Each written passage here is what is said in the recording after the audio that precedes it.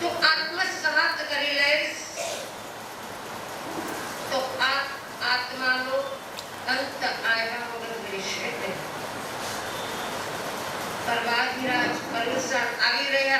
આવી રહ્યા છે એવી સૌ રાહ બધા જોઈ રહ્યા હતા. પણ ખબર ન પડી કે કાલ પહેલો દિવસ કેવી રીતે પસાર થઈ ગયો. ગઈકાલ કરતા આજનો દિવસ વીઘા પછી આપણી આત્મ સુધી આત્મ પરિણતિ કેટલી વધારે શ્રેષ્ઠ બની એનું અંદર ચેકિંગ કર્યું ખરા. જેવો આપણો પરમ દિવસ હતો એનાથી કઈ ઉત્કૃષ્ટ ભાવ સાથે ગઈકાલનો દિવસ કદાચ ગયો હોય, એનાથી વધારે આજ બીજો દિવસ ઉઠી ગયો અને આપણી આત્મ શુદ્ધિ ગઈકાલ કરતા અમુક પર્સન્ટેજ વધારે શ્રેષ્ઠ બને એવો આત્મ અનુભવ કોને કોને થયો? કોઈ બતાવી શકે કે ગઈકાલ મારી ખૂબ સારી ગઈ, મારી પરિણતિ એટલી સારી રહી કે મારા કસાય જાણે બધા મંદ પડી ગયા. હું જાણે મારો આત્મા કસાય વિહુણો બની ગયો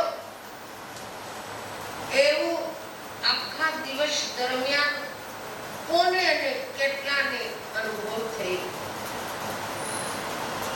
પર્વાધિરાજ પરુષણ આપણને જાગૃત કરે છે. નાના બાળકોને ઘણીવાર એવા પ્રશ્ન થાય કે પર્વાધિરાજમાં જ પાપ ન કરવા અને બાકીના દેશોમાં પાપ કરવા એવું કઈ ભગવાને લખ્યું છે? આવા પ્રશ્નો થાય તો શું આપણી પાસે જવાબ? કારણ કે બાળક જેવું જોવે એવું આચરણ બનતું જાય. બચપણની અંદર બાળકે નાની એવી ભૂલ કરી હોય અને તમે જો એને રોક્યા હોય તો એની ભૂલ મલ્ટીપ્લાય ન થાય પણ ડિવાઇડ થતી જાય. પણ ઘણી વખત બાળ ચેષ્ટાના કારણે, તમારા મોહ અને મહત્વના કારણે તમે એની ભૂલોને જતી કરો છો. એ જતી કરતી ભૂલો આગળ જતા કયું સ્વરૂપ ધારણ કરશે એ તમને ખબર નહીં પડે. માટે જ પ્રભુએ ખરેખર આપણને બધાને કાયમ માટે એલર્ટ રહેવાનું. આપણે નાના હતા અને જ્યારે ચાલતા શીખ્યા ત્યારથી આપણને મા બાપે એક સંસ્કાર આપ્યા હતા કે જોઈને ચાલજે, પડી ન જતો. જોઈને ચાલજે, પડી ન જતો. એ સમયે ગળથુથીમાં આપેલા આ સંસ્કાર આજે આપણે એને વટવૃક્ષ બનાવ્યું. જોઈને ચાલજેનો મતલબ શું? કે કોઈ જીવની નિરાધના ન થઈ જાય, કોઈ જીવ આપણા પગ નીચે કચડાઈ ન જાય, કોઈ અજાણતા એવી પાપની પ્રક્રિયા ન થઈ જાય. એનું નામ છે જોઈને ચાલવું. પણ આપણે શું કર્યું એ સમયે? કેવું જોઈને ચાલ્યા કે મને કાંઈ ન લાગે, હું પડી ન જાઉં. એટલે દેહના રક્ષણ માટેના દીધેલા સંસ્કાર આજ સુધી આપણે એટલા જાળવી રાખ્યા કે વર્તમાનમાં પણ આત્માની દેખભાળ શરીરની સંભાળ કેટલી વધારે લઈએ. મારા શરીરમાં કાંઈ ન થવું જોઈએ, આવું જ કરીએ જ ને. તો કહેવાનું એ છે કે પરિણતિ આપણી બદલાણી કે નહીં. ગઈકાલ કરતા આજે આ પર્વાધિરાજ પર્યુષણના દિવસો વારંવાર જાગૃત કરવા આવે છે. ભગવાને ઉત્તરાધ્યન સૂત્રની અંદર ગૌતમ પ્રભુને કીધેલું સમયમ ગોયમ માપમાય, એટલે 8 દિવસ જ સમય માત્રનો પ્રમાદ ન કરતા એવું 8 જ વખત કીધું જ. પણ આપણે શું કરીએ? આ દિવસોનું જેટલું મહત્વ મને અને તમને છે એટલું જ મહત્વ જો આપણને 365 દિવસ રહેતું હોય તો મારો ને તમારો આત્માની આજ પરિણતિ ક્યાં પહોંચી હોય. આપણે કસાય વિહુણા બનવા કદાચ બની પણ ગયા હોય, અથવા મંદ તો ચોક્કસ બન્યા હોય, પણ બાળકને કયો ને કે રાત્રિ ભોજન 8 દિવસ તો બેટા કરતો નહીં, તો તરત બાળક પ્રશ્ન કહેશે કે દાદા 8 દિવસ ન કરું તો બાકીના દિવસોમાં કરવાથી પાપ નહીં લાગે? આ કે નહીં પ્રશ્ન? શું તમે જવાબ આપો? નો આન્સર. કારણ કે તમે પોતે પણ 8 દિવસ સિવાય બાકીમાં રાત્રિ ભોજન કરતા જ.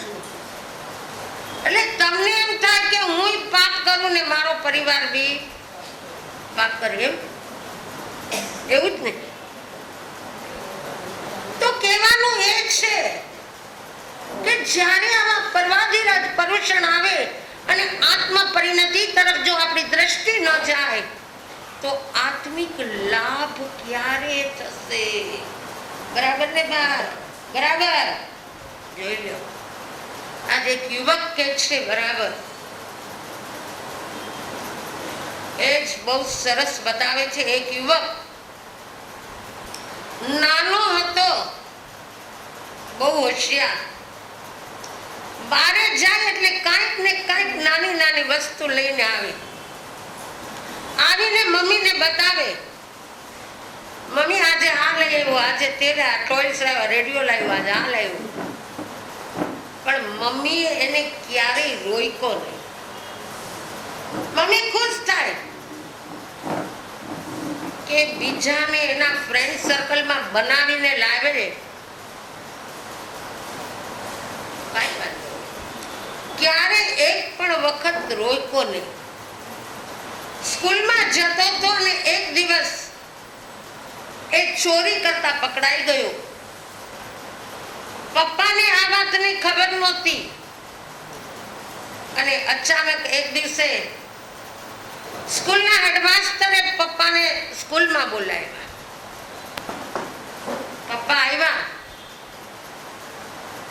પપ્પા કહે છે હેડમાસ્ટરને એકવાર જવા દો. વિચારો, એકવાર જવા દો કે છે. ત્યારે હેડમાસ્ટર કહે છે કે સર આવી ભૂલ એકવાર નથી કરી, આ તો તમને મેં પહેલી વાર બોલાવ્યા. જવા દો ને, હવે બીજી વાર ધ્યાન રાખશે. આપણા જીવનની અંદર પણ આવું જ કાંઈક થઈ રહ્યું છે. આપણા પરમાત્માએ, આપણા ગુરુએ જ્યારે જ્યારે આપણે ભૂલ કરી છે, આપણી પરિણતિને સ્વ તરફ ન વાળતા પર તરફ રાખી અને દર વખતે આપણા પરમાત્માએ આપણને જવા દીધા. આપણા અનેક ગુનાઓ પ્રભુએ, ગુરુએ માફ કર્યા. એ એની ફળશ્રુતિ શું થઈ કે આપણે પ્રભુને વાલા લાગવા જોઈએ એ ન લાગી શક્યા. પ્રભુની કરુણા, પ્રભુની ઉદારતા નો આપણે દુરુપયોગ કર્યો. જો એ સમયે આપણા ગુરુએ આપણને કદાચ શિક્ષા આપી હોત તો એ શિક્ષા ની સજા હું અને તમે સહન કરી શક્યા હોત? મમ્મી કે પપ્પા આપણી ભૂલને કંઈક સજા રૂપે કે બેટા આજે તને જમવાનું નહીં આપું, તો ચાલે? ન ચાલે ને. તરત આપણને એમ થાય. અને આપણા કરતા બાળક પાસે સમજણ શક્તિ વધારે, એટલે કોઈક વખત બાળક સામે પ્રશ્ન કરે કે તમે ભૂલ કરો છો ત્યારે તમને કોણ સજા કરે છે ને? પેરેન્ટ્સ ને પ્રશ્ન કરે બાળક, કારણ કે બાળકની સામે આપણે પણ નાની મોટી અનેક ભૂલો કરતા આજ સુધી આવ્યા છે. એટલે બાળકને ભૂલ કરવામાં જરાય અંદરમાં ક્ષોભ નથી થતો, ડર નથી લાગતો, કારણ કે આપણને ભૂલ કરવામાં નથી આપણા આત્માનો ડર, નથી આપણા પરમાત્માનો ડર, નથી આપણા ગુરુ ભગવંતનો ડર. એટલે બાળક કે તો આપણે જવાબ નહીં આપી શકીએ. એટલે કહેવાનું એ છે કે આ આત્મા ની પરિણતિ આજ સુધી સ્વમાં કેમ ટકતી નથી? એક અનુભવીએ બહુ સરસ વાત કરી કે જ્યારે તમે આર્ત ધ્યાન અને રૌદ્ર ધ્યાનમાં કન્ટિન્યુ હો એટલે સમજી લેજો અસાતા વેદની કર્મની સ્થિતિ આપણે લાંબી લાંબી લાંબી બાંધી રહ્યા છીએ. આજે ઘણી વખત બને છે એવું ને કે ગમે એટલા ઉપચાર કરો, ગમે એવી સારામાં સારી દવાઓ લઈએ, છતાં આપણે રોગમાંથી મુક્ત નથી થઈ શકતા. એનું કારણ શું? એટલે અનુભવી કહે છે કે જ્યારે તું ન કરવાના કાર્ય કરતો અથવા પાપના કાર્યો કરતો અથવા તારા સંસારના કાર્યો કરતો હો, એ કાર્યને ક્યારે પણ કન્ટિન્યુ 48 મિનિટ સુધી કરવાના નહીં. વચ્ચે વચ્ચે કોઈક શુભ ક્રિયા કરી લેજે. 2 મિનિટ માટે, 5 મિનિટ માટે મેડિટેશન કરી લે, નવકાર મંત્રનું સ્મરણ કરી લે, વચ્ચે કોઈ સત્કાર્ય કરી લે, જેના કારણે આપણું અસાતા વેદનીય કર્મની સ્થિતિ લાંબી બંધાય જ નહીં. આપણી અસાતા વેદની કર્મની સ્થિતિ લાંબી બંધાવાનું કારણ એક આ જ છે કે આપણે જે અશુભ ક્રિયા કરતા હોય, પાપની પ્રવૃત્તિ કરતા હોય, કેવા તન્મય થઈને કરીએ કે એમાં કલાકોના કલાકો વ્યતીત થઈ જાય તો ખબર નથી પડતી. વચ્ચે આત્મા યાદ નથી આવતા, વચ્ચે પ્રભુ નામ સ્મરણ યાદ નથી આવતું, વચ્ચે નૌકાર મંત્ર યાદ નથી આવતો. પછી બંધાણી સ્થિતિ અસાતા વેદનાની લાંબી. તમને એમ થાય કે માં સતીજી તમારે કર્મ તો આવે જ છે, તમારે એવો કોઈ રોગ આવે છે જે અસહ્ય કહેવાય, તો તમે તો આવું કર્યું હશે એમ લાગે તો ખરા ને, કારણ કે તમે બધા બુદ્ધિશાળી. એટલે મારો પાછું મને ટીસો પાછું વાત 100% સાચી છે. આ ભાવમાં મારી જાગૃતિ છે તો મેં 48 મિનિટ કન્ટિન્યુ એ પ્રમાણે હું નથી રહી, પણ વર્તમાનમાં મારું ઉદયમાં આવેલું કર્મ તો કદાચ પૂર્વ ભવોનું હોઈ શકે, અને એ ભવમાં મારી આત્મ જાગૃતિ નહોતી, જેની ફળશ્રુતિએ વર્તમાનમાં લાંબી સ્થિતિના કર્મ હું ભોગવી હતી. લાગે ને? તો કહેવાનું એ છે કે હવે મારે લાંબી સ્થિતિના અશાતા વેદનીના કર્મ બાંધવા નથી. તો એનો એક જ નાનો ઉપાય કે વચ્ચે વચ્ચે તું કંઈક સત્કાર્ય કરી લે, પ્રભુ નામ સ્મરણ કરી લે. આજકાલ ઘણી વખત બને એવું કે અમુક લોકોને આ પરવાધીરાજની અંદર પણ ઉપાશ્રય આવવાનું મન ન થાય. કારણ શું હશે? શું કારણ? અહીંયા શું અમે દીક્ષા આપી દેવાના હોઈએ? અહીંયા અમે કઈ તમને પરાણે પચખાણ આપવાના હોઈએ? તો એક વખત એક ભાઈને એની વાઈફે કીધું કે તમે કેમ ઉપાશ્રય નથી આવતા વ્યાખ્યાન સાંભળવા? એ ભાઈ જવાબ આપે છે એની પત્નીને કે હું શું આવું ઉપાશ્રય, ત્યાં તો રોજ ફંડફાળાની જ વાત થાય. આપણી મેન્ટાલિટી કેવી છે કે ફંડફાળાની વાત થાય ત્યાં મારે આવીને શું કરવું, મને આમાં ઇન્ટરેસ્ટ નથી.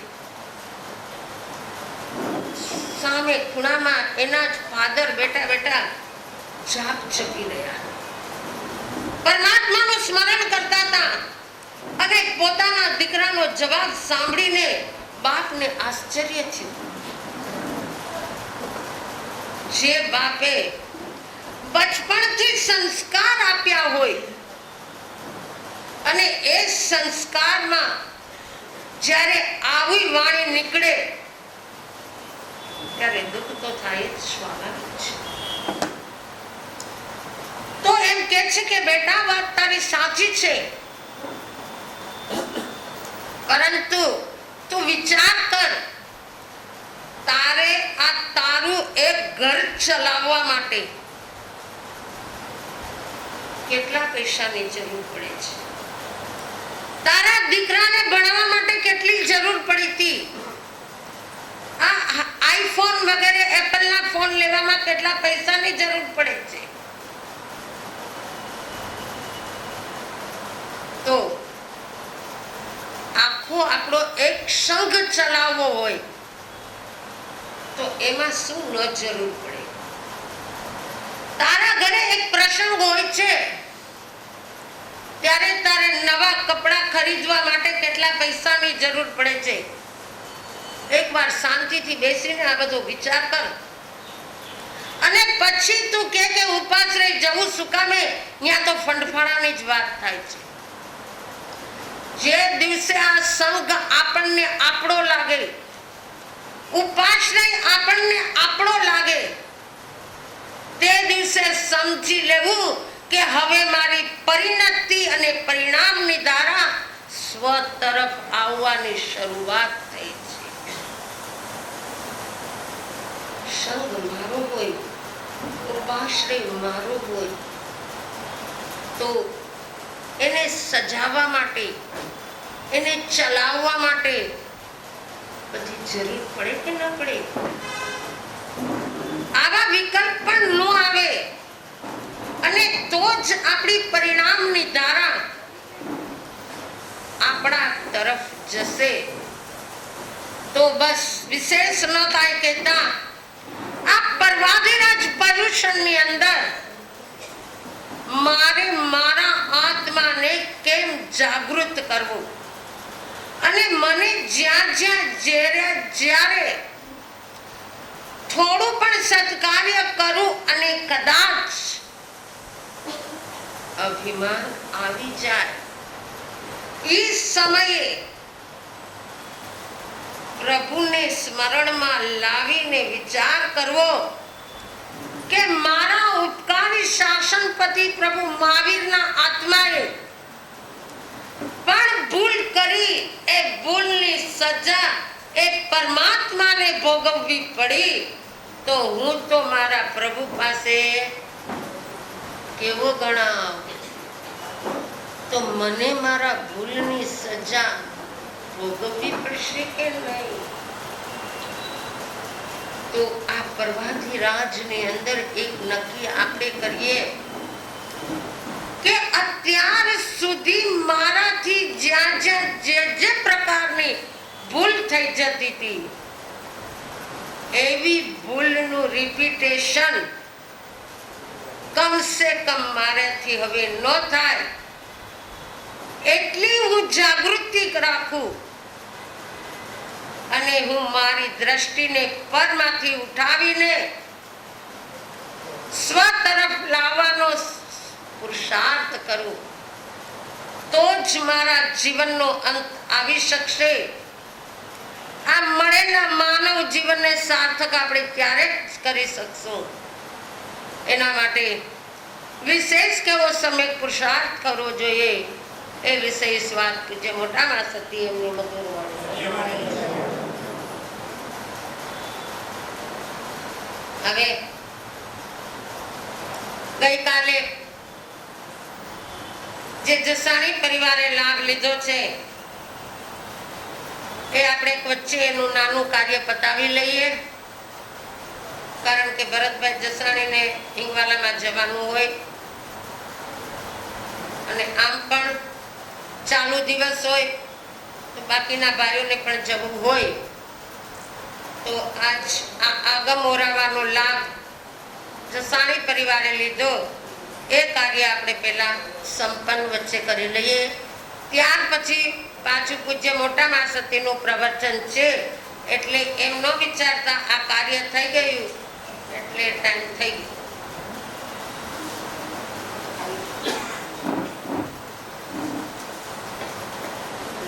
જય જીનેન્દ્ર, ગઈકાલે જે આપણે જે કલ્પસૂત્રનું જે લાભાર્થી છે તે વનિતાબેન જયવંતભાઈ જસાણી પરિવારને વિનંતી કરીશ કે તેઓ આગળ આવે અને મા સતીજીને વરાવે અને તેમને ખૂબ ખૂબ ધન્યવાદ.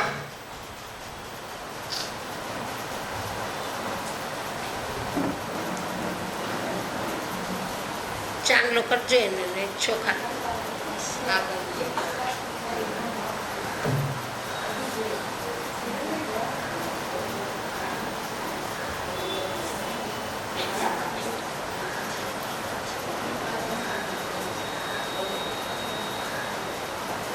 ચાર ચાર મંગલ વરતાય રે આજ મારે આનંદ ધામના. ચાર ચાર મંગલ વરતાય રે આજ મારે આનંદ ધામના. પહેલો મંગળ હતો દર્શન મંગલ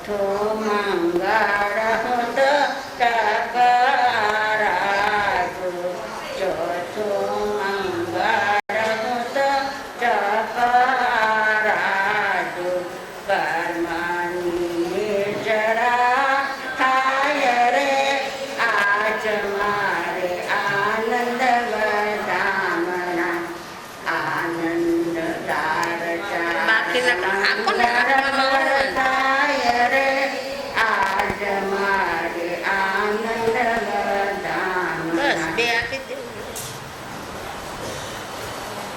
હવે તમારે ગાવું છે ને દયાના તાર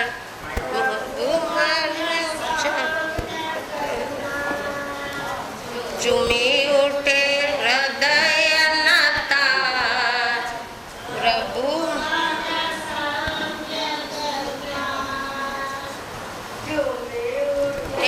હૃદયના તાર પ્રભુ જાય ચૂમી ઉઠે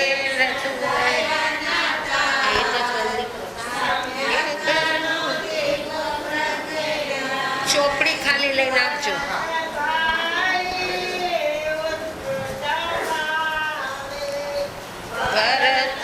ભરતભાઈ ઉત્કૃષ્ટ ભાવે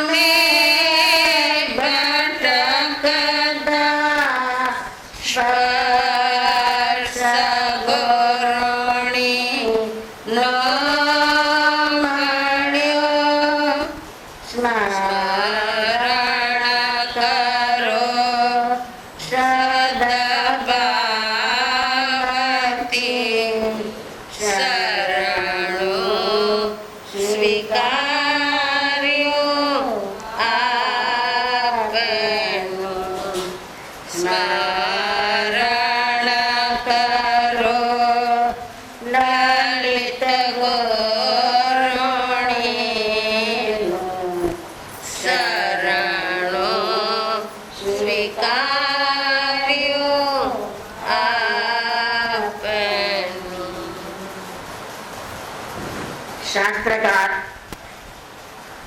પરમ કૃપાળુ પરમાત્મા જીનેશ્વર ભગવાન, જેમણે આત્મ સાધના કરીને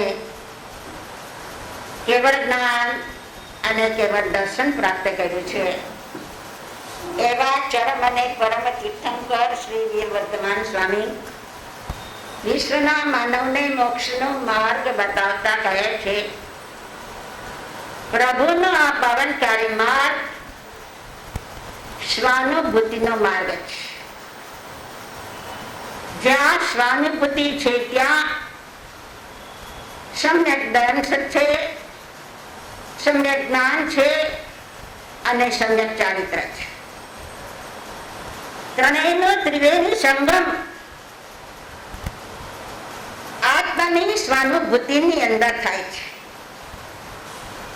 સમ્યક દર્શન થયા પછીનું જે કઈ જ્ઞાન છે તે સમ્યક જ્ઞાન થઈ જશે. સમ્યક જ્ઞાન એટલે જે પદાર્થ જેવા સ્વરૂપે છે એ પદાર્થને એવા સ્વરૂપે જાણવો, એવા સ્વરૂપે જાણ્યા પછી સમજવો અને એની સાથેનો વ્યવહાર કરવો, એ છે સમ્યક જ્ઞાન. એ વ્યવહાર જીવન સ્પર્શી થાય છે ત્યારે એ બને છે સમ્યક ચારિત્ર. આવા ત્રિવેણી સંગમના દિવસો આપણા અત્યારે પર્યુષણ પર્વના ચાલી રહ્યા છે. પર્યુષણ પર્વ લૌકિક પર્વ નથી, લોકોત્તર પર્વ છે. લૌકિક પર્વ એ કહેવાય જ્યાં ખાવા પીવાનું હોય, પહેરવા ઓઢવાનું હોય, ફરવા ફરવાનું હોય, આવવા જવાનું હોય, તે લૌકિક છે. લોકોત્તર પર્વ જે પર્વની અંદર ત્યાગ સિવાય બીજી કોઈ વાત ન હોય, પણ એ ત્યાગ સમજણ પૂર્વકનો ત્યાગ જે સમ્યક દર્શનની કોટીની અંદર આવી જાય છે. આવા પદાર્થને સત્ય સ્વરૂપે જોવાની કોશિશ કરવાની. અનાદિકાળથી આત્મા પરમા પોતાની બુદ્ધિથી સંસારના દરેક વ્યવહારો કરી રહ્યા છે. પરમા સ્વામી બુદ્ધિ, પોતાની બુદ્ધિ કેવી રીતે? બાપ એમ સમજે કે દીકરાને હું ભણાવું છું, દીકરાને હું ગોટો કરું છું, દીકરાને હું સંસ્કાર આપી પાળી પોસી અને એને લાઈને ચડાવું છું. અને શેઠ એમ સમજે કે હું નોકરને રાખું છું, હું એના જીવનની વિચાર કરીને મારી ત્યાં રાખ્યો છે. જે આ પ્રકારની બુદ્ધિ એ જ મિથ્યાત્વ છે. દુનિયામાં ઘણા માણસો છે, બધાને તને નોકર તરીકે નથી રાખતા. 5 આવે છે એમાં તમે એકાદ વ્યક્તિને રાખો છો, 4 ને નથી રાખતા. 10 તમારી સામે વ્યક્તિ આવે છે એમાંથી તમે 2 ને રાખશો ને 8 ને તમે જતા કરો છો. કારણ શું છે? ક્યારે કઈ વિચારું તમને એમ લાગે કે એ બરાબર મને લાગ્યા છે એટલે, પણ તમારી સાથેના પૂર્વના ઋણાનું બંધ એની સાથે છે. તમારી પાસે એ કામ લઈ કામ કરાવી તમે એને પૈસા આપો છો. સંતાનને મોટા કરો છો તમે, અનેક આશાઓ લઈને એને મોટા કરો છો. એને ભણાવો છો, એની પાછળ પણ તમારો સ્વાર્થ છે.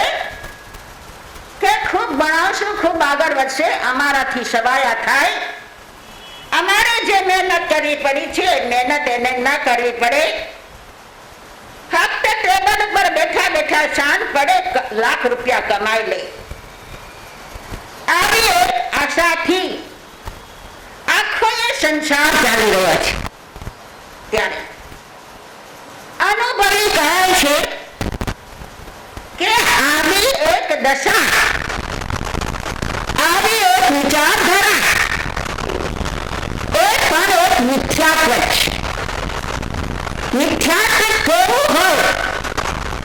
મિથ્યાત્વ કોઈ કાળું ધોવું નથી, મિથ્યાત્વ એ કોઈ વ્યક્તિ નથી, મિથ્યાત્વ એ કોઈ વસ્તુ નથી, મિથ્યાત્વ એક માન્યતા છે.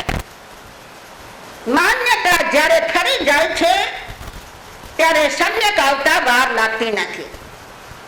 પણ ઊંધી માન્યતા પરમાં સ્વનું સુખ એ જ મિથ્યાત્વ છે. પરમાં સ્વનું સુખ એટલે કેવી રીતે?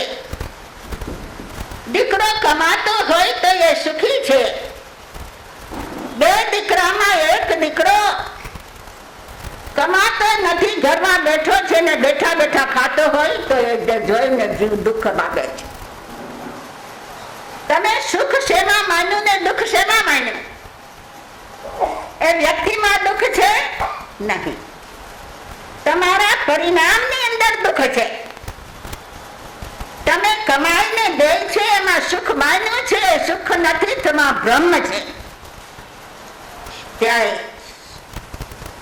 જ્ઞાની પુરુષો એ કહે છે, જેમ કૃપાળુદેવે આત્મસિદ્ધિમાં કહ્યું છે, જે સ્વરૂપ સમજ્યા વિના પામ્યો દુઃખ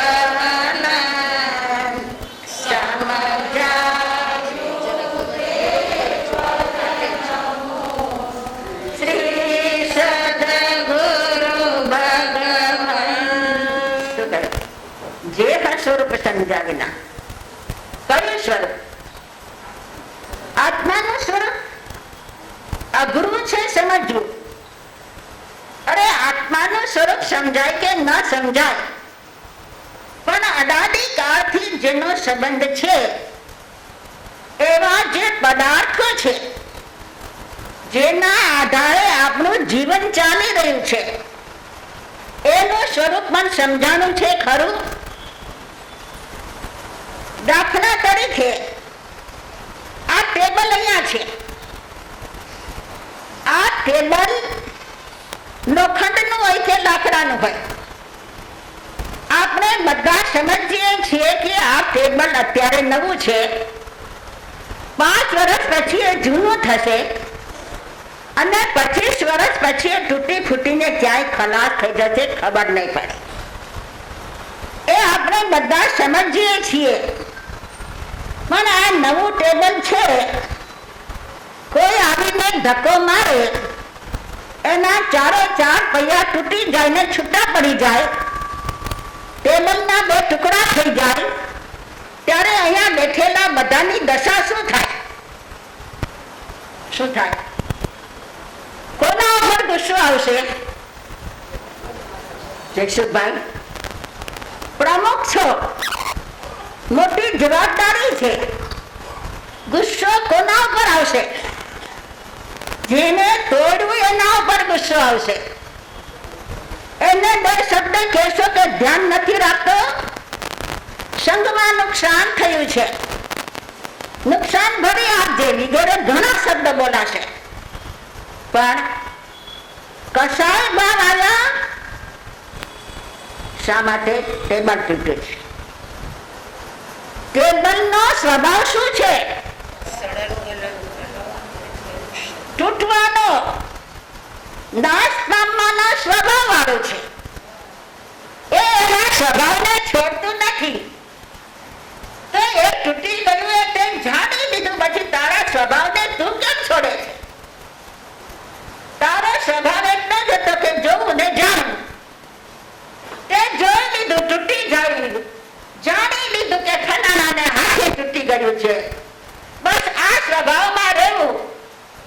નામ છે દર્શન. સમ્યક દર્શનમાં ક્યાંય કશાય ભાવની વૃત્તિ આવતી જ નથી. સમ્યક દર્શનની અંદર ક્યાંય વિભાવમાં જવાવાનું જ નથી.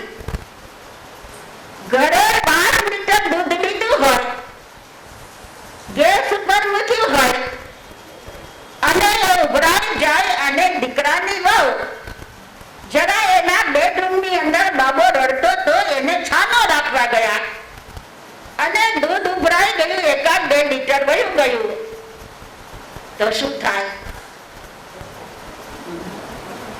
શબ્દ શું નીકળે? ભલે આજે તો બોલવા જેવું જ નથી. તમે 2 શબ્દ કહો તો 4 સાંભળવાની ઈચ્છા હોય તો 2 શબ્દ કહેવાય. આજે શેરને માથે 8.25 ઘણા સભાશેર થઈ ગયા છે, છતાં પણ મનમાં ગુસ્સો આવ્યા વગર રહેશે નહીં. વધારે નહીં તો એટલું તો જરૂર કહેશો કે બેટા જરા ગેસને બંધ કરીને જવું તું ને, અગર તો ધીરો કરીને જવું તું ને. આ 2 લિટર ઢોળાઈ ગયું દૂધ આપણા ઘરમાં નુકસાન થઈ ગયું છે. એટલા પણ શબ્દ કહેશો કારણ કે તમને એ નુકસાન તમારું છે એવું લાગે છે. પણ એ તો પર પદાર્થ હતો.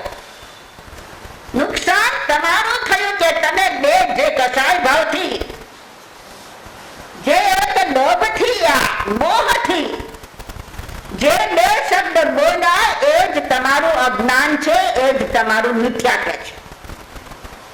ત્યારે આપણે પર પદાર્થને કારણે જ પરમાં જઈએ છીએ અને સ્વભાવને ભૂલીએ છીએ. સ્વભાવને ભૂલવો એ જ આપણું અજ્ઞાન અને એ જ આપણી મિથ્યા શ્રદ્ધા. હવે આપણું આખું જીવન તમે જોઈ લો. આજનો વિષય છે ગર્વ. ગર્વ શેનો છે? શેનો ગર્વ? હું હિતેશભાઈને પૂછું કે ભાઈ આજે તમારો શું પ્રસંગ હતો? હિતેશભાઈ કહી દેશે કે કાલે મેં કલ્પસૂત્રની બોલી લીધી હતી. ત્યાં ભરતભાઈ આવશે અને જરા કોલર ચડાવશે. આટલા માણસો બેઠા હતા એમાં અમે જ લીધી છે. કોલર ચડાવ્યા, શું થયું? પૈસા શું છે? ક્યારે મળે છે? પૂર્વના પુણ્યના ઉદયથી પૈસા મળે છે.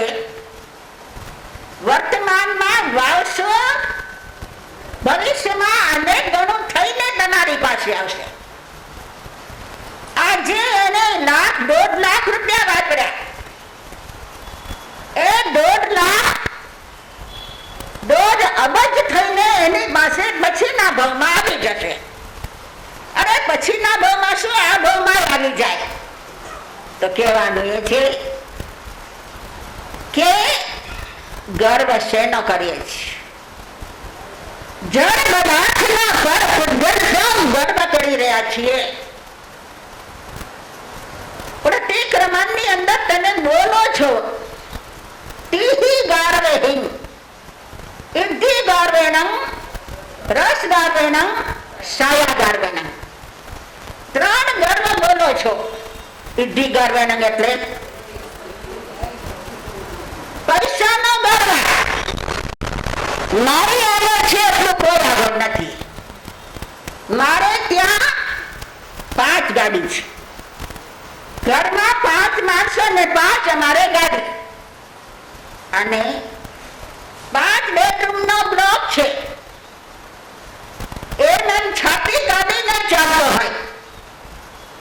અનુભવી કહે છે કે લક્ષ્મી પૂર્વના પુણ્યના ઉદયથી આવે છે. અગર તો આ ભાવની અંદર 7% કાર્ય કર્યા છે ને સારા રસ્તે ધન વાપર્યું છે તો લક્ષ્મી આવે છે, પણ જ્યારે આવે ત્યારે વાસામાં ધબ્બો મારીને આવે છે. એટલે માણસ જ્યારે પૈસો થાય ત્યારે છાતી કાઢીને આવતો હોય છે. મારા જેવો કોઈ પૈસા વાળો હું છું, મારા જેવો આ ઘરની અંદર, આ સમાજની અંદર કોણ છે? હું આટલા પૈસા વાપરું છું, કોણ વાપરે છે? આવું સમજનારા લોકો પૈસાનું ગૌરવ કરે છે, ગૌરવને ગર્વ કરે છે. ગૌરવ કરવો એટલે પ્રશંસા કરે, પણ ગર્વ કરે એટલે અભિમાન કરે છે. એ અભિમાન એને પોતાના આત્માથી દૂર લઈ જાય છે. કારણ કે ધન એ તો હાથનો મેળ છે, એને કાઢવા જેવું છે અને વાપરા પછી એની સામે જોવાનું ના હોય. અનુભવીએ એમ કીધું છે કે સવારના પેટ સાફ થઈ જતું હોય અને તમે લેટ્રિનમાં જઈને પેટ સાફ કરી નાખો, પછી કોઈ વ્યક્તિ ત્યાંથી ઉઠ્યા પછી ત્યાં જોવે છે ખરો? પોતાના મનને પોતે જોવે ખરો? એને દુર્ગંધા આવે છે. મળને જોતો નથી, તરત જ રોષ કરી નાખે છે, દ્રષ્ટિથી દૂર થઈ જાય.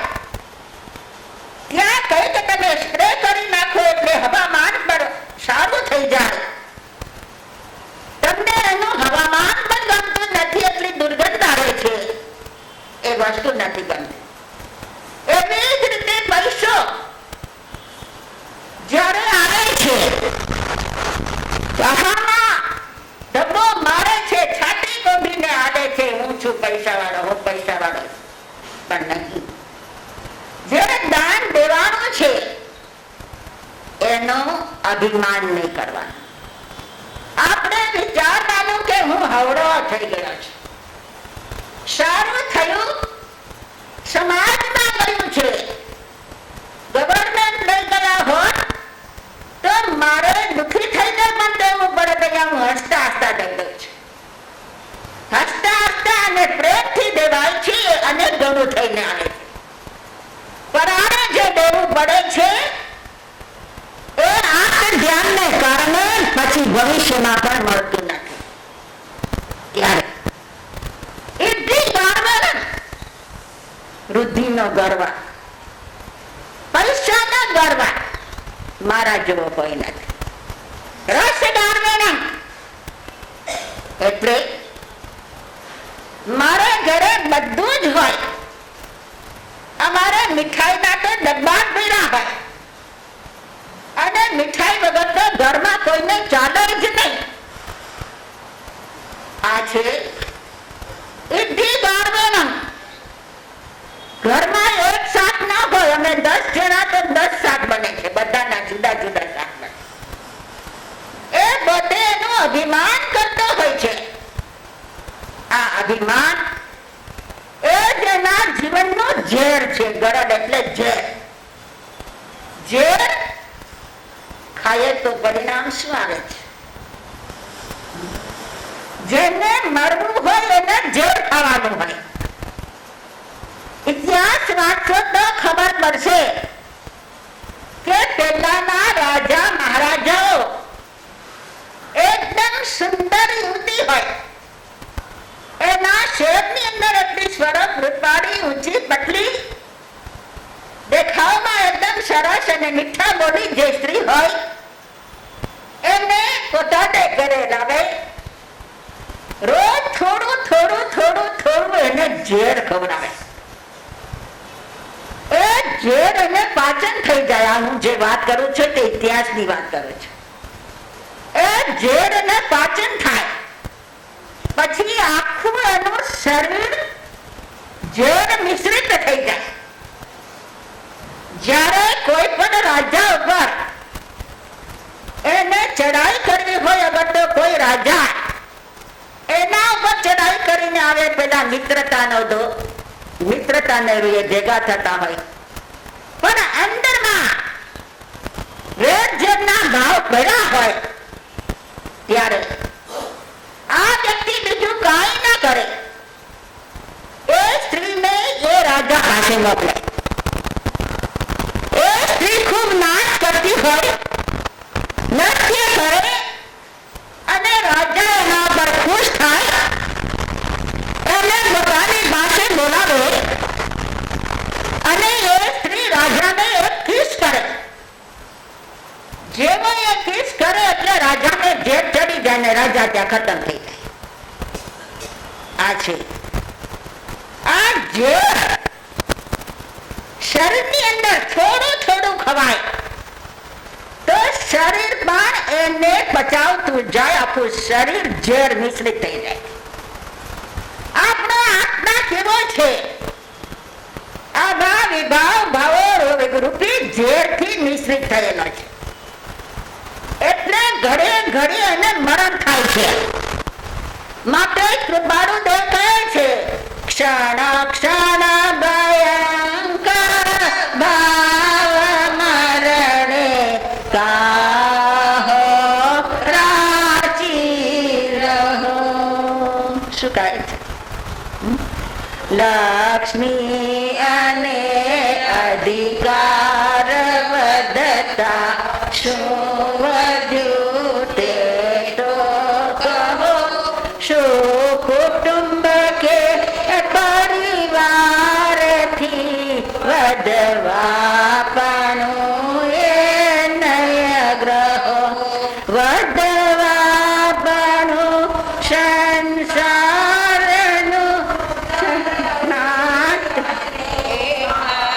લીધું, એવો વિચાર નહીં આહો, એક ક્ષણ તમને થયો. શું કહે?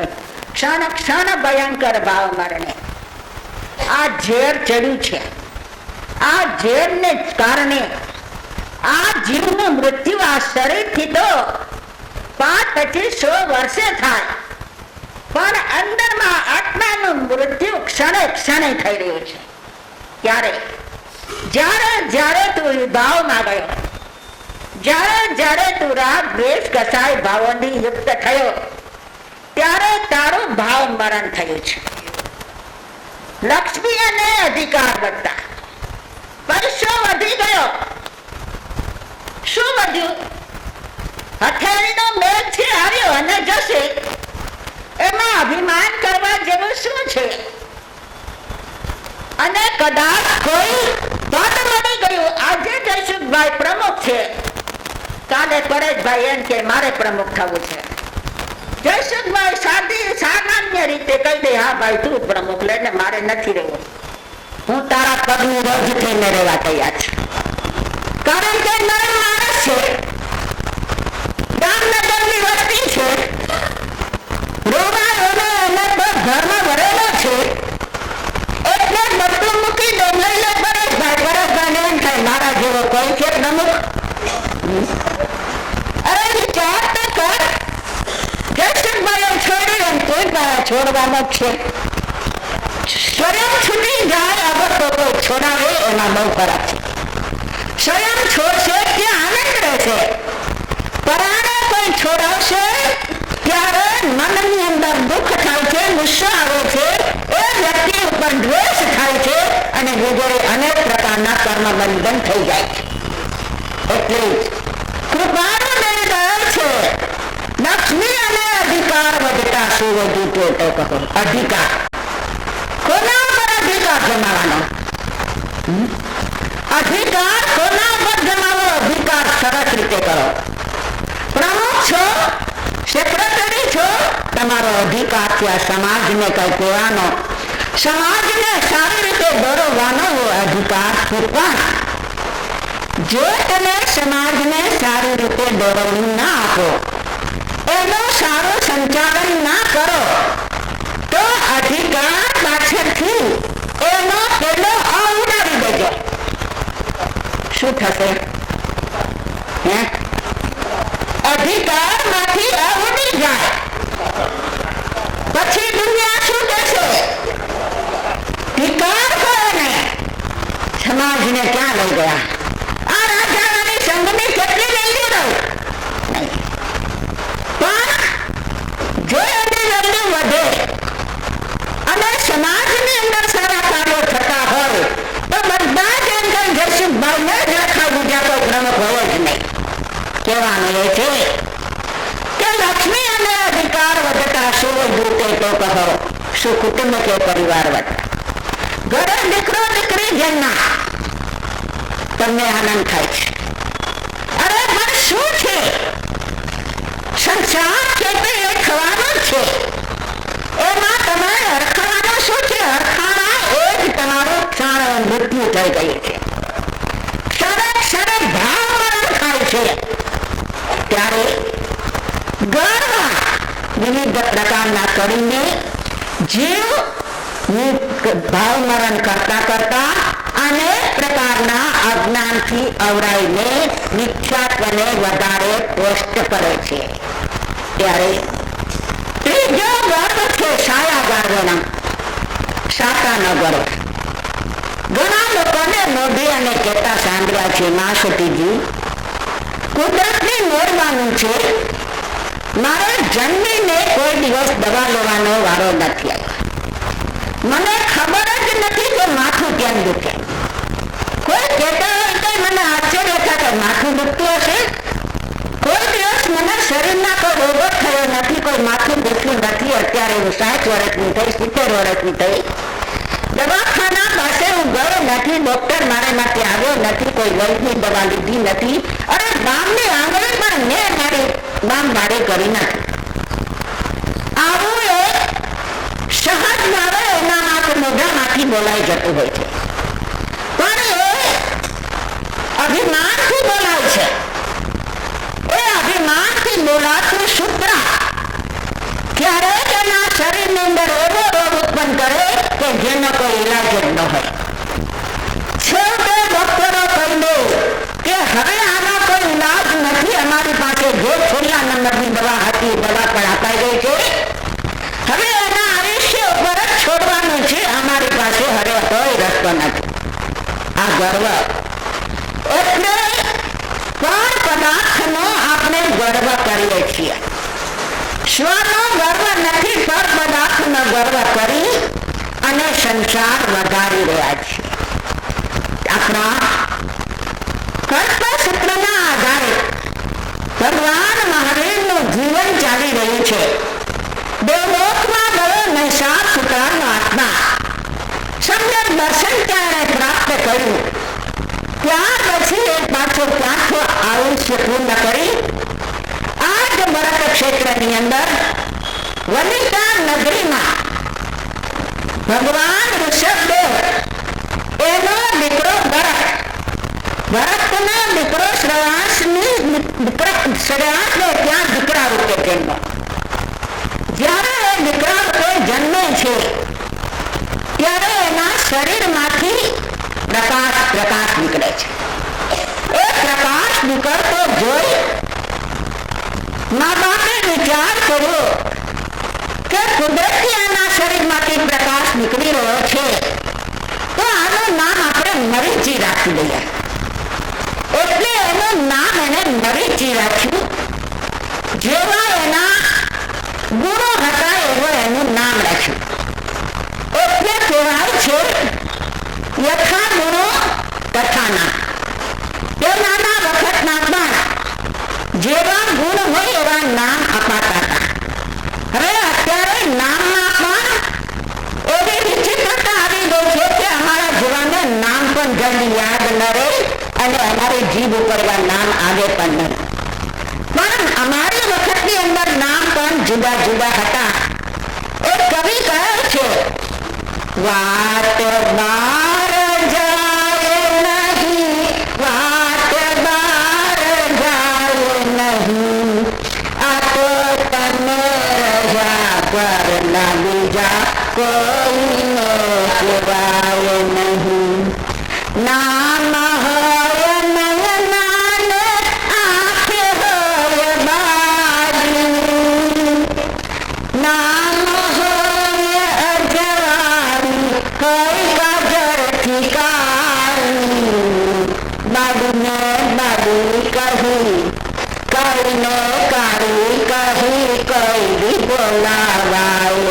નહીં. આ તો તને રજા ઘરના બીજા કોઈને કહેવાય નહીં. શું નામ હતું? જોયા છે ને? નામ કઈ હોય? અરે નામ જોયે તો શરીર પણ મોઢા પર માખી બેઠી હોય તો ઉડાડવાની ટેવ ન હોય. જરા કોઈ આંખ કાઢે ત્યાં બિચારાને બાથરૂમમાં આગું થઈ જાય. આવા એક કાવર હોય એને નામ આટલું સુંદર શું કામનું? જેવું એના ગુણો હોય ગુણ અનુસાર નામ પર શોભે છે. અમારા મરેથી કુમાર રાજકુમાર છે. ભરત ચક્રવર્તીના પૌત્ર છે. એક સમયે પ્રભુ ઋષભદેવ ત્યારે દીક્ષા લઈને હરી નીકળ્યા છે. મરીચીને એમ થાય કે દાદા જયારે સાધુ બની ગયા તો હું કેમ સાધુ ન બનું? મારે પણ સાધુ બનવું છે. ઋષભદેવ ભગવાનની પાસે પહોંચી જાય છે અને સાધુ બને છે. પણ ઋષભદેવ ભગવાન માટે નિયમ છે શુદ્ધતા આહાર પાણી મળે ત્યાં લેવાનો. એ ગામો ગામ અને બધે ખોળા કરે છે. 12 મહિના સુધી એને શુદ્ધતા આહાર પાણી ન મળ્યા. 12 મહિના સુધી એને ભૂખ્યા અને તરસ્યા રહેવું પડ્યું. જયારે ઋષભદેવે દીક્ષા લીધી ત્યારે એની સાથે કેટલા નીકળ્યા?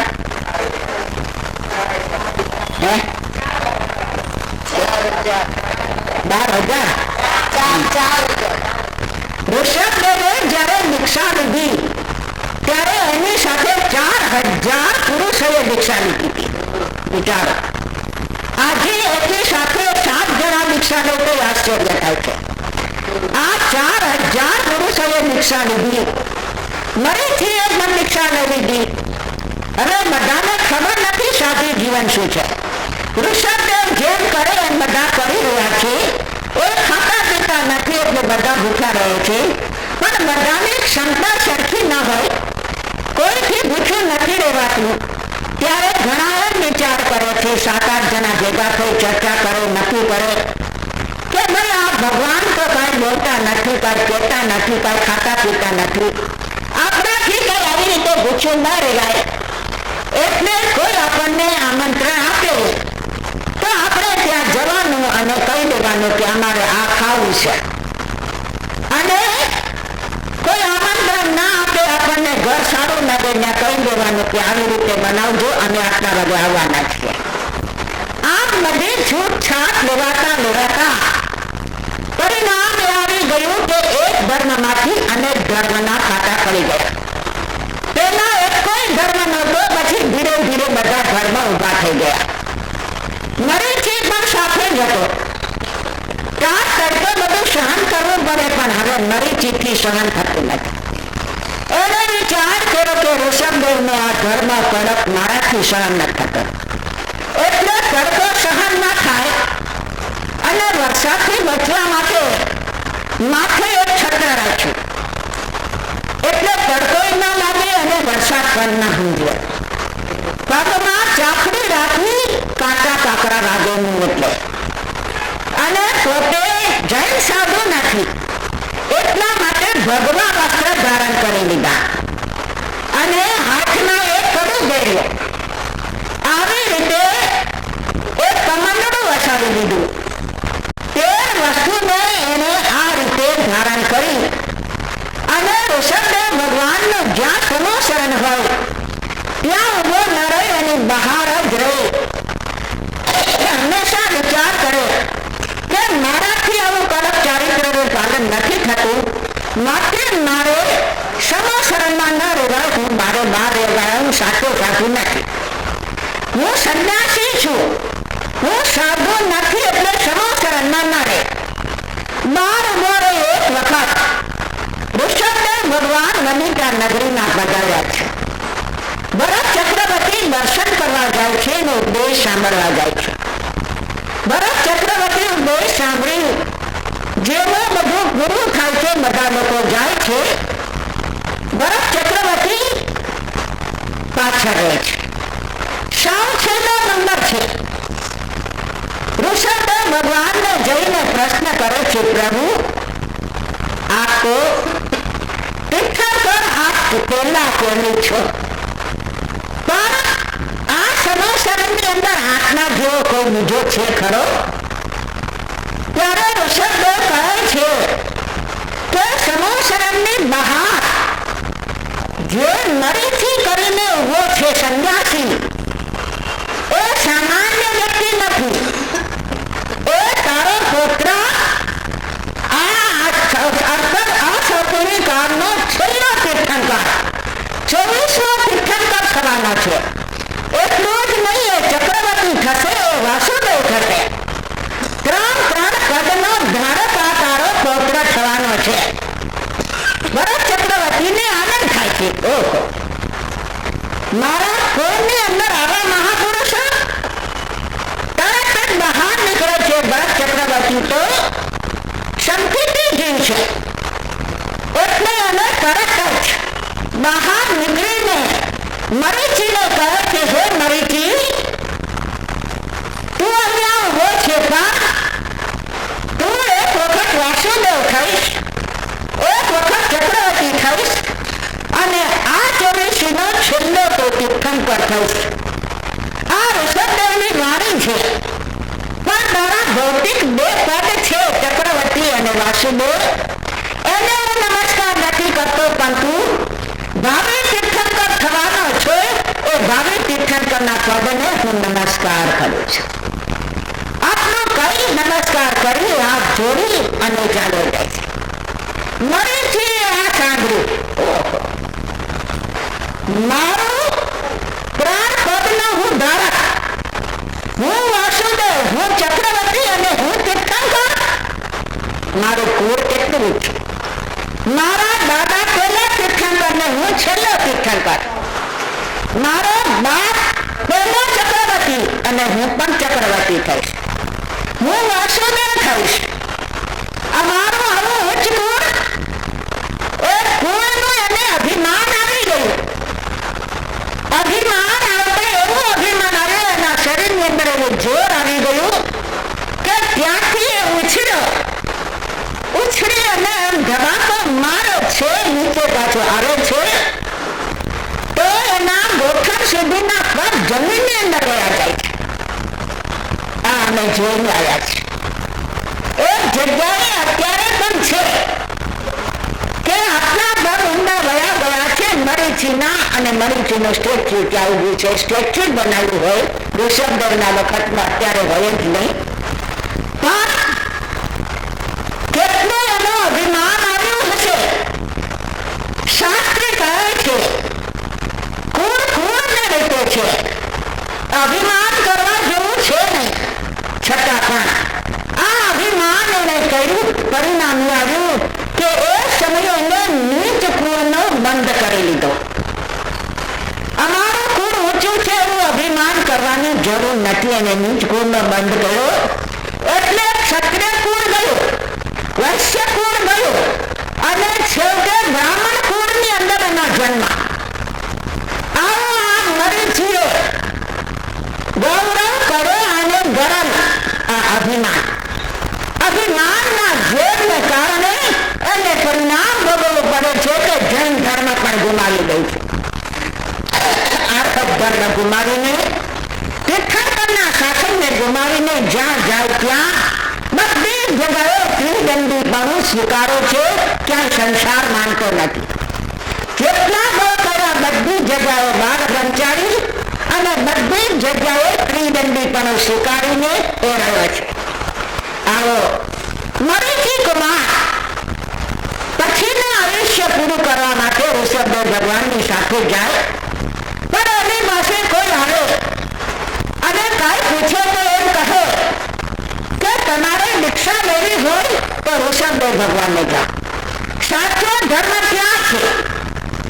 પોતે ખોટો છે એ પોતે સ્વીકાર કરે છે કે મારાથી આ પાલન નથી થતું, માટે મેં આ સ્વીકાર કર્યો. પણ આ સાચું નથી, સાચું એ છે. એટલે એની શ્રદ્ધા બરાબર હતી, ચારિત્રથી ભ્રષ્ટ થઈ ગયો હતો. શાસ્ત્ર કહે છે ચરિત્રના બઠ્ઠા સિંજાઈ, બઠ્ઠાના બઠ્ઠા ન સિંજાઈ, ચારિત્રથી ભ્રષ્ટ થયેલો સિદ્ધ થઈ શકે છે, પણ દર્શનથી ભ્રષ્ટ થયેલો સિદ્ધ થઈ શકતો નથી. મરીથી હજુ દર્શનથી ભ્રષ્ટ નથી થયો, ચારિત્રથી થયો છે, પણ એક સમય પોતે બીમાર પડે છે. એવો બીમાર પડે છે કે એની સેવા કરવા વાળા કોઈ નથી. અને શાસ્ત્ર એમ કહે છે કે એક સાધુ બીજા સાધુની સેવા કરે, પણ સાધુ સંસારની સેવા ના કરે, કારણ કે એ અવૃત્તિ છે, પોતે વૃત્તિ છે, વૃત્તિ અવૃત્તિની સેવા ના કરે, કારણ કે એ સાધુ થશે તો પાછો સંસાર જ વધારવાનો છે. એના સંસાર વધારવામાં એ નિમિત્ત બને, માટે એને અવૃત્તિની સેવાની શાસ્ત્રમાં મનાવ છે.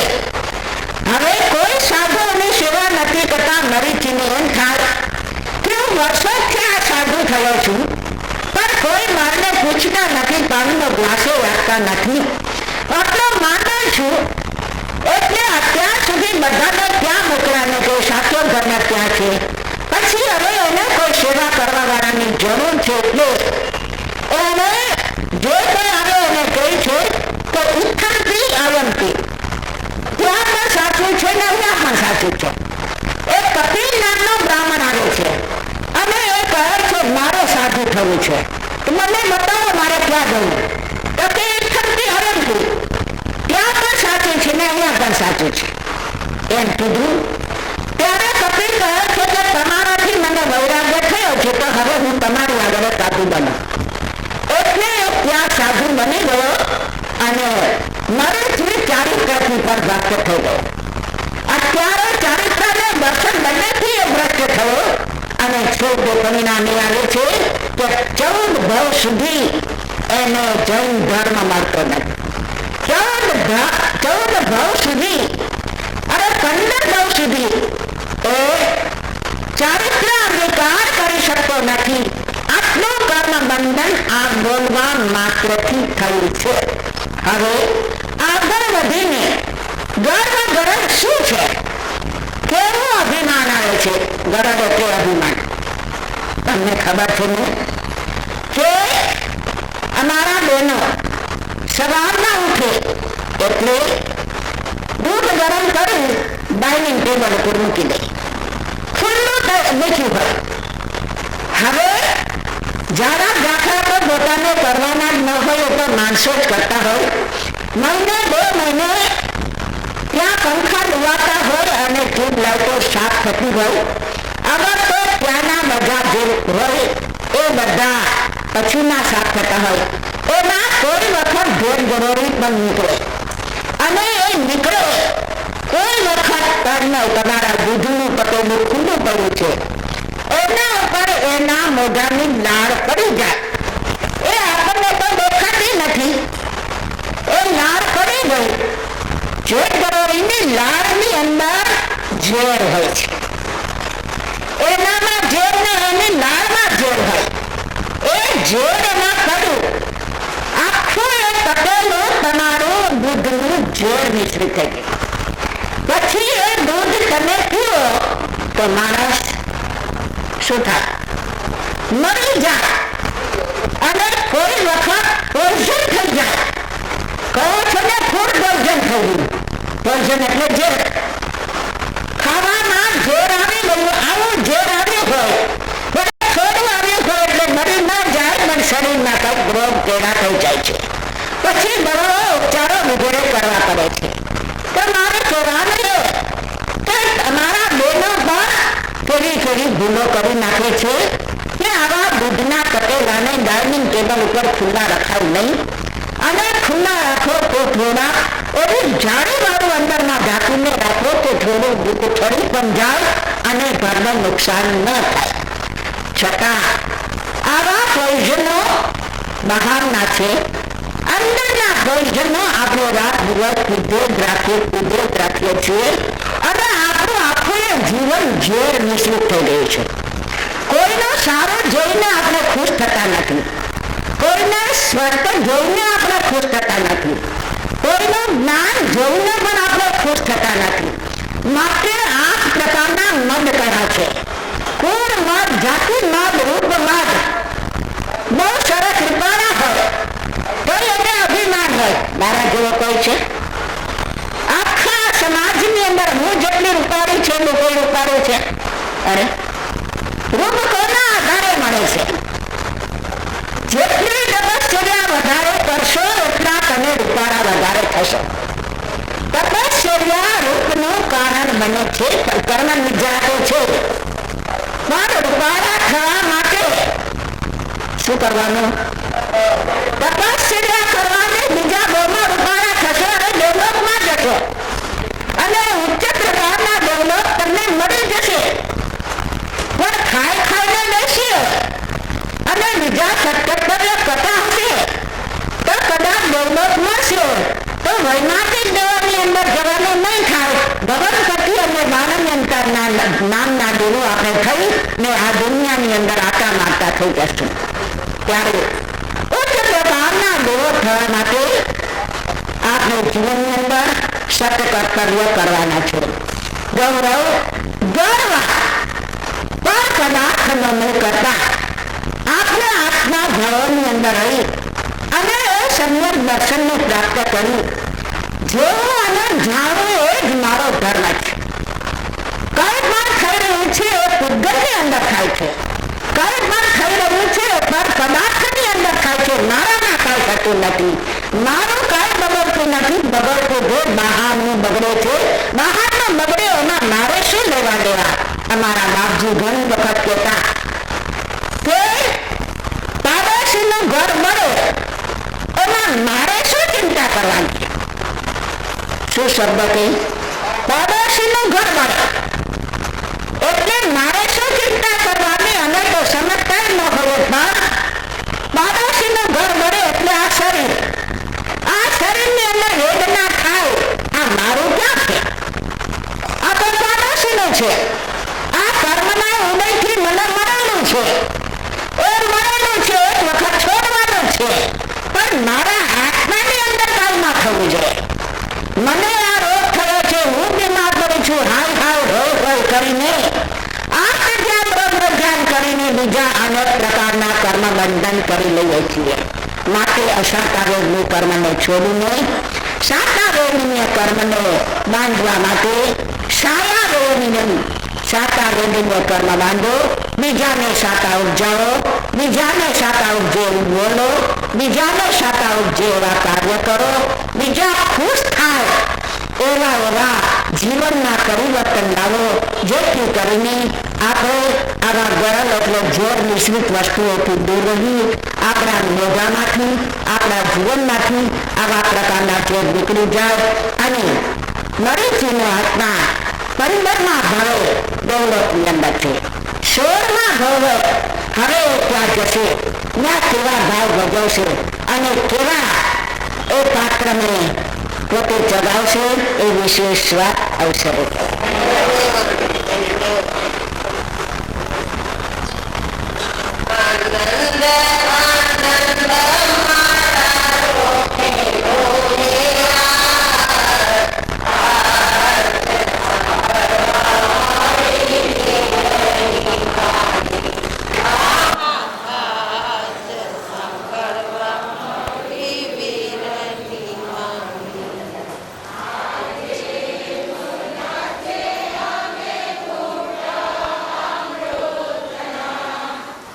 આજે પિતા છે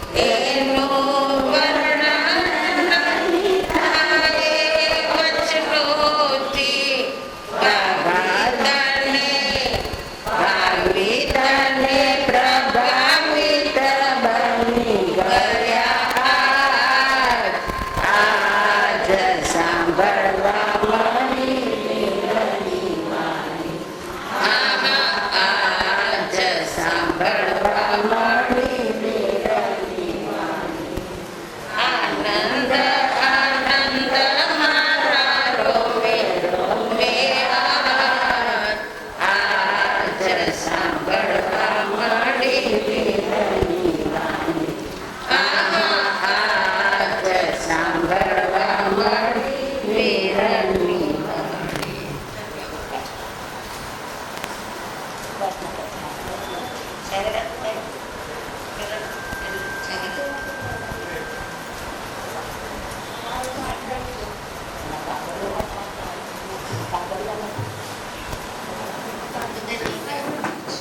મહાવીર સ્વામીને વંદન કરીને અત્રે બિરાજમાન પરમ પૂજ્ય જસુભાઈ માસતીજી, પૂજ્ય શ્રેયાભાઈ માસતીજી, પૂજ્ય સ્મૃતિભાઈ માસતીજી અને સ્વરૂપાભાઈ માસતીજીને કોટી કોટી વંદન. પૂજ્ય માસતીજી આજે ખૂબ જ સારો સબ્જેક્ટ હતો, ગૌરવ કરું ગર્વનું ગરજ. અને આ જ રીતે દરરોજ અલગ અલગ ઇન્ટરેસ્ટિંગ સબ્જેક્ટ છે, તો આવું આ મિસ નહીં કરતા અને દરરોજ આવતા રહેજો, સારી સંખ્યામાં આવતા રહેજો. પૂજ્ય શ્રેયાભાઈ માસતીજીએ તેમના વ્યાખ્યાનમાં કીધું કે આ જે ઉપાશ્રય છે એ મારો સમજવો જોઈએ અને તે જ સમજીને આપને જે પણ યોગદાન કરવું હોય તે યોગદાન કરતા રહેજો. ગઈકાલે આપણે જે કલ્પસૂત્રની ઉજવણી કરી અને તેનો જે લાભ લીધો તે વનિતાબેન જયવંતભાઈ જસાણી પરિવારને ખૂબ ખૂબ ધન્યવાદ અને આભાર. હા સર,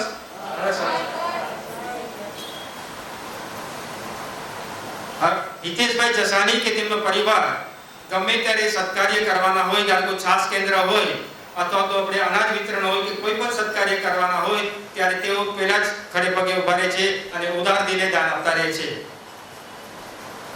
તે જ રીતે આપણે કાલે જે 27 ભવના જેમને પણ લાભ લીધો છે તેમને પણ ખૂબ ખૂબ આભાર. અને આપણે જોઈએ તો કાલે ઉછામણી અને 27 ભવમાં જે પણ લાભ લેવાનો હતો કાર્યક્રમ એ ફક્ત 10 મિનિટમાં પતી ગયો. તો તે માટે આટલી સારી રીતે ફાસ્ટમાં ફાસ્ટ રિસ્પોન્સ આપવા માટે ખૂબ ખૂબ આભાર અને ધન્યવાદ.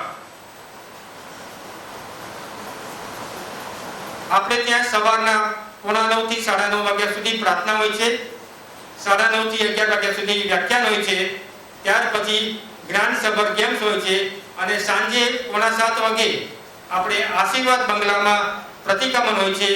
અને પ્રતિક્રમણમાં ગઈકાલે પણ બહુ સારી સંખ્યામાં બધા હાજર હતા અને ગઈકાલે જે પ્રભાવના હતી તે જયસુખભાઈ જસાણી અને શોભા ઔરંગાબાદ વાળા તરફથી હતી. આજની પ્રભાવના વનિતાબેન મહેતા તરફથી છે. આ રીતે આપણે દરેક દિવસે એક જણની પ્રભાવના છે અને એમાં પણ એક બહુ હર્ષ સાથે કહેવું પડે કે જે પણ જ્યારે આપણે પ્રભાવનાની પ્રતિક્રમણની પ્રભાવનાની વાત કરી ત્યારે યોગેશભાઈ બાવીસીએ કીધું કે પ્રભાવનામાં જે પણ ઓછું પડે તે મારા તરફથી, તો તેમનો પણ અમે ખૂબ ખૂબ ધન્યવાદ અને આભાર. નીચે આપણે અર્પણ ફાઉન્ડેશન તરફથી જે પણ જૂના તમારે કપડાં કે કાંઈ પણ વસ્તુ હોય તો ત્યાં એક બોક્સ રાખ્યું છે, તો તેમાં તમે આપો જેથી કરીને તે આદિવાસી કે જરૂરિયાતમંદને તેઓ પહોંચાડી શકે. તો જેમને પણ ઈચ્છા હોય તેઓ જૂના કપડાં કે કાંઈ પણ જૂની વસ્તુ હોય ત્યાં મૂકી શકે છે જેથી કરીને જરૂરિયાતમંદને પહોંચાડી શકાય. આપણે ત્યાં એક વોટ્સએપ ગ્રુપ ચાલે છે, તો જેમને પણ નામ ન હોય એમાં આપણે પણ જે આપણે રાજાવાડી ઉપાસનાની જે પણ એક્ટિવિટીઝ કે પ્રવૃત્તિ થતી હોય છે તેના વિશે આવતું હોય છે, તો જેમને પણ વોટ્સએપમાં હજી મેમ્બર બનવું હોય અને નામ ન લખાવ્યું હોય તો કાઉન્ટર પર આપણું નામ લખાવી અને મોબાઈલ નંબર આપો તો તેમને પણ આપણે એડ કરી લેશું.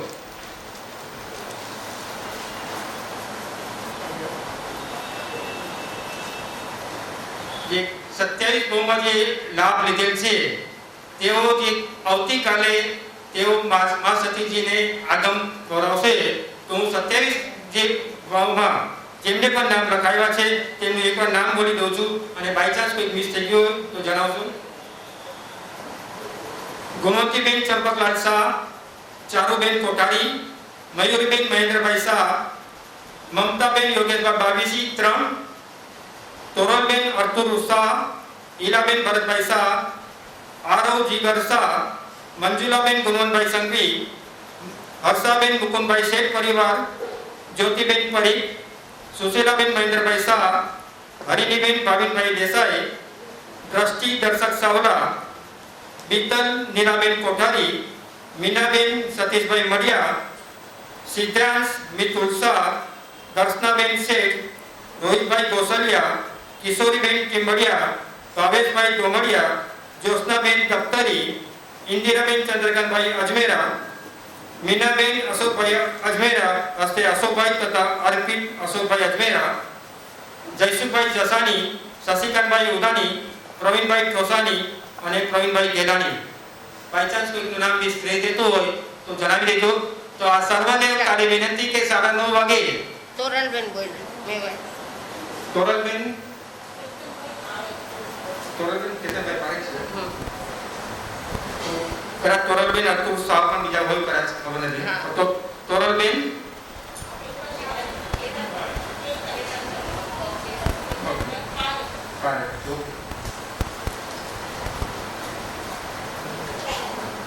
આ સિવાય પણ કોઈનું નામ રહેતું હોય તો કાલે 9:30 વાગે સારા વસ્ત્રોમાં રજવાડી વસ્ત્રો પહેરીને મા સતીજીને બોલાવવા આપ ખુદ આખા પૂરો પરિવાર સાથે આવી શકે છે. તો બધા આવા વિનંતી ટાઈમસર. આજની પ્રભાવના ભાનુબેન જીતેન્દ્રભાઈ કોઠારી હસ્તે સુહાસ જીતેન્દ્રભાઈ કોઠારી અને ઇન્દિરાબેન ભગવાનદાસ ગેલાણી આજની પ્રભાવના છે. જય જીનેન્દ્ર. પચખાણ આજનો એક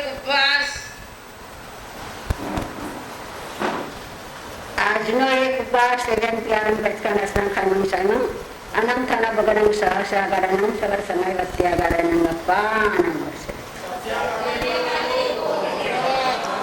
એકમાં એક મિલાવી બે ઉપવાસ, બેમાં એક મિલાવી ત્રણ,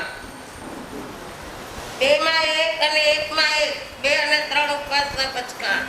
અતિક્રમ વ્યતિક્રમથી ચરણાચાર જાણતા માનવચન કાય કરી કોઈ પણ પાસો લાગ્યો હોય તો અર્યંત સિદ્ધ કેલી ગુરુ આત્માની સાક્ષી તસ્મિત શાંતપુરમ ક્રોધના માનના માયાના લોભના રાગના દ્વેષના દેવના દેવના ઈર્ષાના અદેખાયના ખાવાના પીવાના કોઈ પણ પડીને ઉત્પન્ન થયા હોય અને પાપ દોષ લાગ્યો હોય તો અર્યંત સિદ્ધ કેલી ગુરુ આત્માની સાક્ષી તસ્મિત શાંતપુરમ અનાદિકાળના આહાર સંજ્ઞાના તોડવાને માટે અનાહારકના સત્પથ પ્રાપ્ત કરવાના દેહથી તમારે એક ઉપવાસ અને એક મિલાવી બે ઉપવાસ, બે ઉપવાસ અને એક મિલાવી 3 ઉપવાસ, 3 અને 2 ઉપવાસ એવંત્યારમ પચખાણ સંખાનું સાનું અનંતના બગડં સહસાગરણં સવર સમય વત્યાગરણં અપાનં વર્ષે.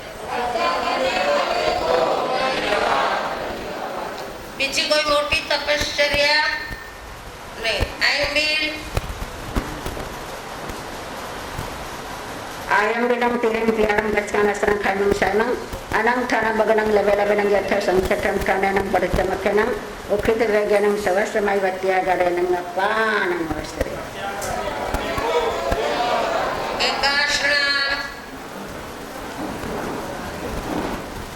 એકાશનાના પચખાણ એકાશના ઉપરાંત તિરમ પિયારમ પચખાણ સંખાનું સાનું અનંતના બગડં સહસાગરણં સવર સમય વત્યાગરણં અપાનં વર્ષે.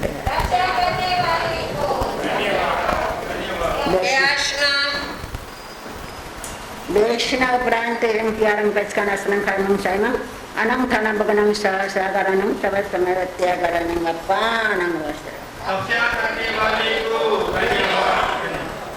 બીજું એક ખાસ અરહમ ગ્રુપ વાળા નીચે આવેલા છે. અરહમ ગ્રુપની એક્ટિવિટીઝ ખૂબ સરસ રીતે ચાલી રહી છે. એટલે એક વખત એ સ્ટોરમાં જજો, એમની એક્ટિવિટીઝ નિહાળી વાંચજો અને એમાં પણ તમને કાંઈ ભાવ થાય યોગદાન આપવાનું તો ચોક્કસ યોગદાન આપજો અને એવી સુંદર સેવાની અનુમોદના તમે કરજો. આમ તો બધાને ખ્યાલ જ છે કે પૂજ્ય નમ્રમુનિ મહારાજ સાહેબનું આ ગ્રુપ ઘણી ઉત્તમ સેવા કરી રહ્યા છે. આપણે કદાચ જઈને જાતથી નથી કરી શકતા તો જે કરે છે એને આપણે અનુમોદના કરી અને એના કાર્યમાં ઉત્સાહ વધારે આવે એવા સૌ સત્કાર્ય કરવા માટે જજો, વાંચજો, નિહાળજો અને કંઈક લાભ લેજો. લોગસ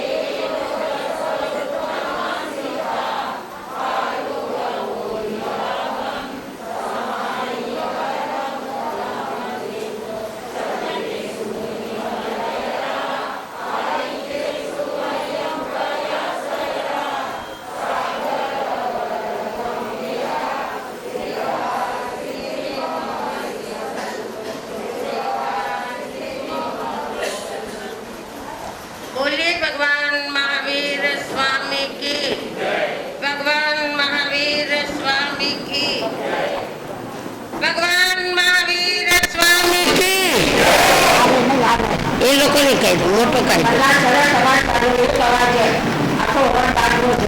બોલીએ ભગવાન મહાવીર સ્વામી કી. આજના એક દિવસ માટે ત્યારે કલાક માટે સર્વની સાધના પ્રમાણે પઠાણ. આજે કોઈ પણ વાતનું અભિમાન મોઢેથી પ્રદર્શિત ના કરવું. મનમાં આવવું ન જોઈએ, છતાં મનમાં આવી જતું હોય તો ક્ષમ્ય છે, પણ મોઢેથી એમને બોલવું છે કે મારા ઘરમાં આમ છે, હું આમ છું, તેમ છે. એવું અભિમાન રહેલું એક પણ વાક્ય આખા દિવસમાં બોલવાનું નહીં. ઉપયોગ છે કાલે દર્શન કરી વળી તમને નિવેદન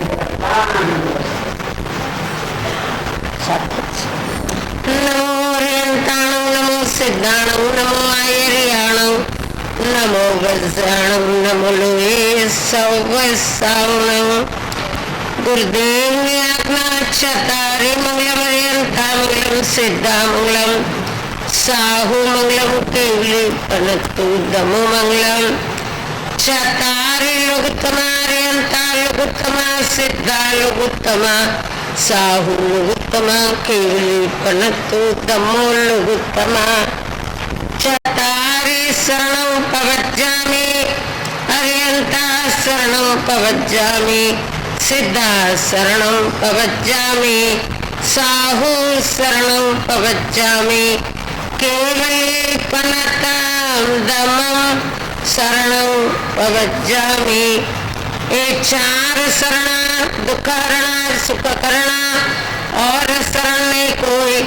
जे नर नारी आराधे तिने अक्षय अविचल